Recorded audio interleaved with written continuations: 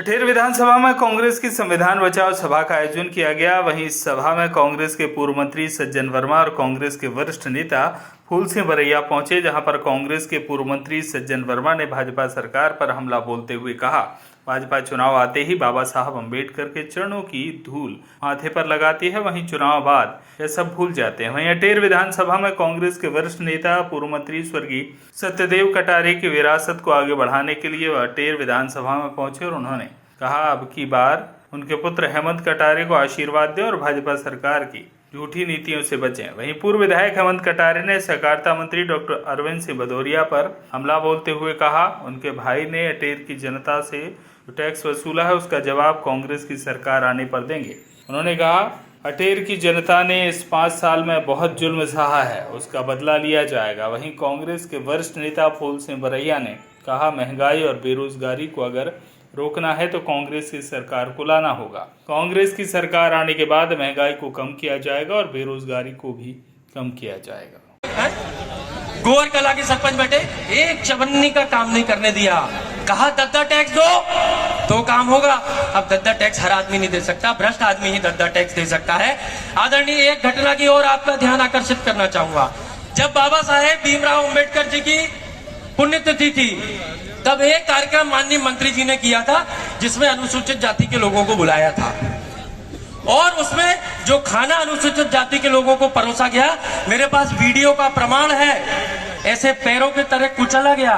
उसमें ट्रैक्टर के ऊपर लोग खड़े हैं, पैरों से कुचला हुआ खाना अनुसूचित जाति के लोगों को खिलाया गया। यदि कोई इस बात को चैलेंज करेगा तो मेरे से आके प्रमाण ले लेना, वीडियो प्रमाण है।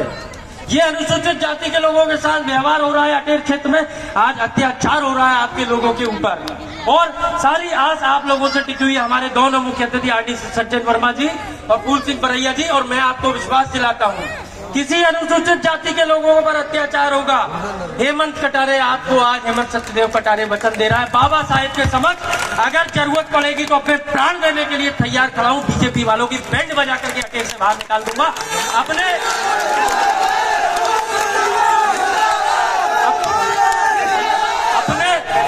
पिता से बड़ा कोई दुनिया में नहीं होता, ईश्वर, मेरे पिता से बड़ा कोई ईश्वर नहीं। अपने पिता की सौगंध खा के कह रहा हूँ कि आपके ऊपर बात आएगी तो मैं आपके लिए छाती अड़ा करके खड़ा मिलूंगा, आप आजमा के देख लेना।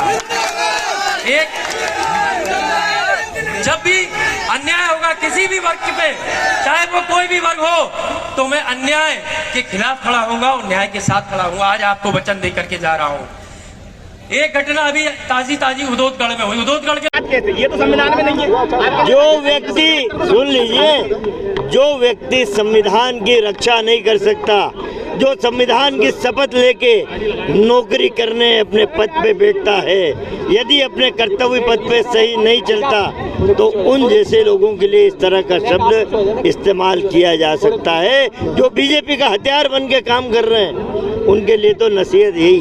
कांग्रेस ने भी टिकट घोषित की है, भाजपा में टिकट घोषित हो गए, लगातार असंतोष है और टिकट न मिलने की बात की। अगर आपके विधायक सचिन बिरला आज भाजपा में शामिल हो गए हैं, आपको गलत फहमी है। रूप से आज देखिए, ये सब नौटंकी है। वही नौटंकी जिस तरह चुनाव आते तो शिवराज और मोदी बाबा साहब अम्बेडकर के पैरों की धूल यहाँ लगाते हैं, उसी तरह की नौटंकी। साल भर पहले जो व्यक्ति जा चुका है, चूंकि वो समय ज्वाइन कर लेता बीजेपी तो चुनाव करना पड़ते और वो चुनाव में हारता, इसलिए अब तो चुनाव घोषित हो रहे हैं। अभी कांग्रेस ने टिकट घोषित नहीं किए। जी हाँ, हेमंत कटारे ने अपने लिए वोट मांगे, फूल सिंह बरैया जी ने 2 महीने बाद का विधायक बताया और आपने भी उनके लिए वोट मांगे, न कि कांग्रेस पार्टी के लिए। मैंने वोट नहीं मांगा, आपको ध्यान दो, मैंने कहा कि आशीर्वाद दिया संतों ने। मांगा है नहीं, मैंने नहीं मांगा, संतों ने आशीर्वाद दिया। आपने आशीर्वाद हेमंत के लिए जादू का क्या माना जाए? जादू का खेल है, हेमंत घोषित हो गए, जादू का खेल, जादू का खेल बताना पड़ता है। मेरे दोस्त सत्यदेव कटारे,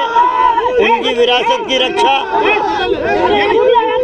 सत्यदेव कटारे की विरासत की रक्षा और विरासत को आगे बढ़ाने की बात कही। बिल्कुल एक सच्चा मित्र हूँ तो मेरा कर्तव्य में बात करूँ।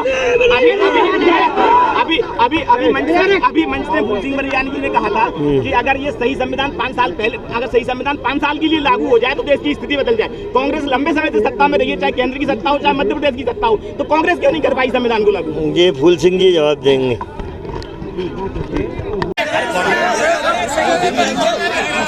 देश में कांग्रेस की सरकार रही। बीच में भारतीय जनता पार्टी के जो लोग थे, जनसंघ के लोग, वो कभी भी इस कानून को लागू करते बीच में आड़े आ जाते और कहीं भी थोड़ी बहुत रुकावट महसूस हुई किसी को, तो अभी आदरणीय राहुल जी ने कहा कि जो हमसे थोड़ी बहुत भूल हुई है और भविष्य में भूल नहीं होगी। ये कौन सी लाइन है? दुनिया में सबसे पहला देश है अपनी भूल को सुधारने वाला, वो जापान है, दूसरा है ऑस्ट्रेलिया, और तीसरा व्यक्ति के रूप में अगर कोई कहा है कि हमसे जो भूल हुई है उसे सुधारेंगे, वो है माननीय राहुल गांधी जी। और राहुल गांधी जी ने जो स्वीकार किया है, तो मुझे लगता है कि ये संविधान 5 साल में लागू होगा और करोड़ों लोगों की दुर्दशा है वो निश्चित रूप से खुशहाली में बदलेगी। सज्जन जी आपसे हमारा एक सवाल है। सचिन बिरला भिंड से श्याम सुंदर उपाध्याय की रिपोर्ट।